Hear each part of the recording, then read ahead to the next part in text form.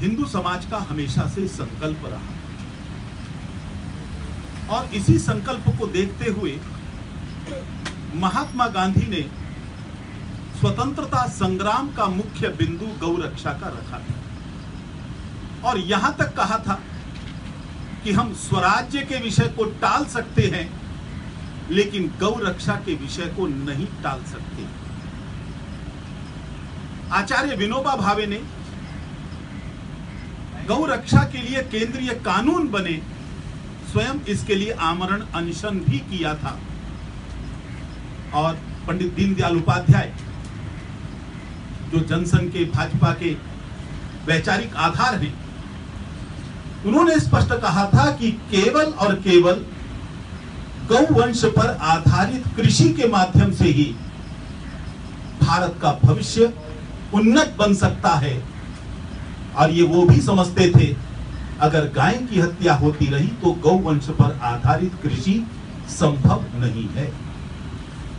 महात्मा गांधी ने एक बड़ी महत्वपूर्ण बात कही थी आजादी मिलते ही कि जिनको गौ मांस खाने की आदत है उनको आदत बदल लेनी चाहिए। को मिलाकर ही गौ सेवा पूरी बनती है, इसमें से एक हिस्से को भी निकाल देंगे तो गौ सेवा अधूरी रहेगी।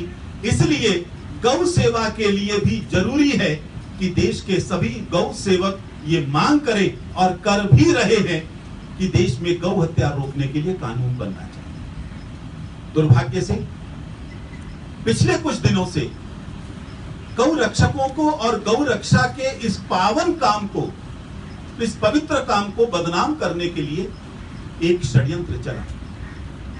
हमारे कुछ मित्रों ने उस षड्यंत्र के हिस्से बनकर, चाहे जाने में बने हो चाहे अनजाने में, गौ रक्षकों के लिए अपमानित करने वाले शब्दों का भी प्रयोग करना शुरू कर दिया। एक शब्द बड़ा कॉमन बन गया कुछ मित्रों के मुंह के ऊपर, गुंडे। ये गौ रक्षक गुंडे नहीं है, ये गौ रक्षक देश की संस्कृति के पालक हैं। ये गौ रक्षक इस देश का जो समाज है उस समाज की आकांक्षाओं को पूरा करते हैं, देश के भविष्य को बचाते हैं। वास्तव में गौ रक्षक वो अपराधी नहीं है, वो पीड़ित है। और पिछले केवल 10 सालों में भारत के अंदर 50 से अधिक गौ रक्षक इन गौ तस्करों के द्वारा मारे जा चुके हैं। केवल मीडिया की रिपोर्ट के आधार पर यह जानकारी मैं आपको दे रहा हूं। ये पूरी की पूरी जानकारियां ये हमारे पास मौजूद है।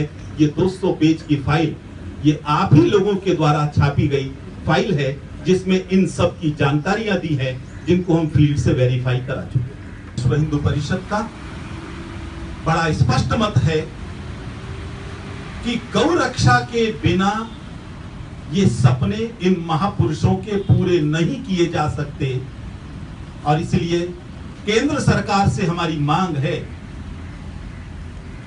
गौ हत्या रोकने के लिए केंद्रीय कानून बनाया जाए,